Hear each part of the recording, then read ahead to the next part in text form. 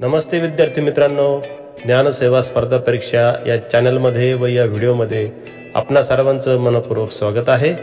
आजच्या या भागामध्ये आपण बघणार आहोत स्पर्धा परीक्षेविषयीचे पुढील 25 प्रश्न। चला तर सुरू करूया ज्ञानसेवा स्पर्धा परीक्षा प्रश्नावली भाग 12। प्रश्न पहिला, जागतिक आरोग्य संघटनेचे म्हणजे WHO चे मुख्यालय कोठे आहे? जिनिव्हा। स्वदेशी आंदोलनाचे तात्कालिक कारण काय होते? बंगालची फाळणी। भारताचे उपराष्ट्रपती हे टिंबटिंबचे पदसिद्ध अध्यक्ष असतात, राज्यसभा। मानवी शरीरात पचनक्रिया मुख्यतः कोठे घडून येते? लहान आतडे। सहसंबंध ओळखायचा आहे। 25 125 तर 49 बरोबर किती? तर 343। पुढील प्रश्न, पंजाब व हरियाणा या दोन राज्यांची संयुक्त राजधानी कोणती? चंदीगड। राज्याचा प्रथम नागरिक कोण? राज्यपाल। जगातील सर्वात लहान महासागर कोणता? आर्क्टिक महासागर। पोलिओ लस कोणी शोधून काढली? Doctor Salk. पवनचे वय शुभमच्या दुप्पट व केदारच्या तिप्पट असून तिघांच्या वयांची बेरीज 55 आहे, तर केदारचे वय किती? तर केदारचे वय आहे 10 वर्ष। पुढील प्रश्न, मी स्वतः हे काम पूर्ण करेन या वाक्यात आत्मवाचक सर्वनाम कोणते? स्वतः।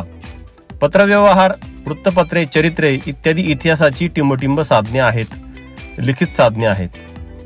सतीश धवन अंतराळ केंद्र कोठे आहे? श्रीहरिकोटा। सफरचंदात कोणते आम्ल असते? मॅलिक आम्ल। एका सांकेतिक भाषेत संभाजीनगर हा शब्द जी संभारनग असा लिहितात, तर त्या भाषेत अहिल्यानगर हा शब्द कसा लिहाल? ल्याही रनग।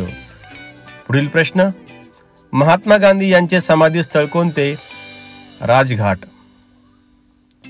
मुरळी प्रतिबंधक चळवळ कोणी सुरू केली? विठ्ठलरामजी शिंदे।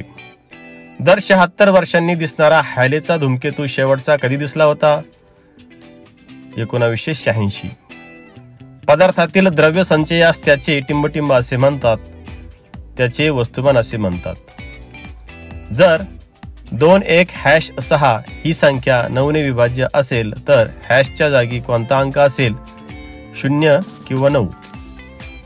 पुढील प्रश्न, पाण्याखालून चालणारी बोट यासाठी एक शब्द सांगा? पाणबुडी। मुळशी सत्याग्रहाचे नेतृत्व कोणी केले? सेनापती बापट। राज्य मंत्रिमंडळाच्या बैठकीचे अध्यक्ष टिंबटिंब हे असतात, मुख्यमंत्री हे असतात। किडनी स्टोन मध्ये प्रामुख्याने कोणता घटक आढळतो? कॅल्शियम ऑक्सॅलेट। बागेत रस्त्याच्या कडेला दुतर्फा 10-10 मीटरच्या अंतरावर झाडे लावली असता एकूण 20 झाडे लागली, तर रस्त्याची लांबी किती?